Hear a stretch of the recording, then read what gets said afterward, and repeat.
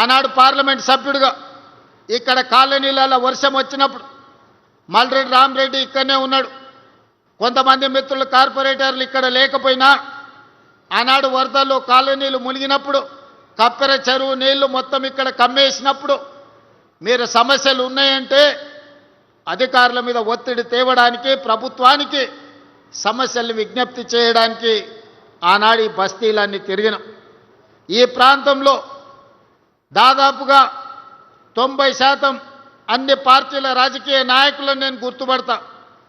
ఈ ప్రాంతానికి వస్తే నా సొంత ఊరు కొండారెడ్డిపల్లికి వెళ్ళినప్పుడు ఏ అనుభూతి కలుగుతుందో ఈ ప్రాంతానికి వచ్చినప్పుడు కూడా నాకంతే అనుభూతి కలుగుతుంది. ఎందుకంటే మా ఊరిలో నన్ను ఎంతమంది మావాడు అనుకొని అభిమానంగా చూస్తారో ఈ ఎల్బీ నగర్ ప్రాంతంలో ప్రతి ఒక్కరూ పార్టీలకు అతీతంగా మావాడు రేవంత్ రెడ్డి ఈరోజు ఎదిగిండు, ఈరోజు తెలంగాణ రాష్ట్రానికి ముఖ్యమంత్రి అయిండని అభిమానంతో పలకరిస్తారు. ఏ రాజకీయ నాయకుడికైనా ఈ అభిమానమే కావాల్సింది.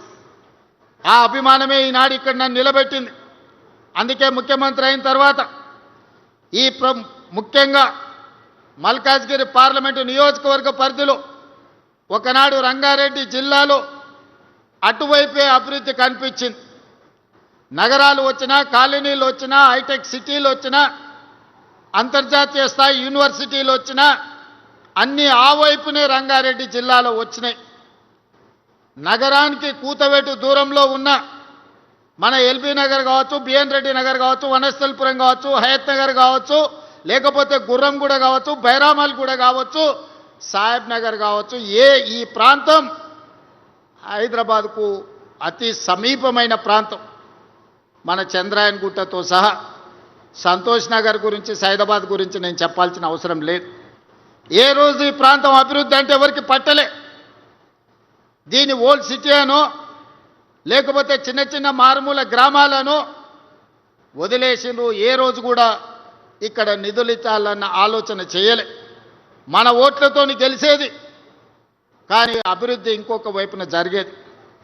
అందుకే నేను ఆలోచన చేసి రంగారెడ్డి జిల్లాలో ఈ వైపున ఏ అవసరమున్నా చెయ్యాలని కొత్తపేట ఫ్రూట్ మార్కెట్ తరలిస్తే కూడా ఆ ఫ్రూట్ మార్కెట్ వెనకాల కూడా కొత్తగా షెడ్లు వేస్తే అవినీతితో కూడుకున్న షెడ్లు ఆనాడు గాలి దుమారానికి ఆ రేకులు పోయి వందలాది మంది కాళ్ళు చేతులు తెగినాయి.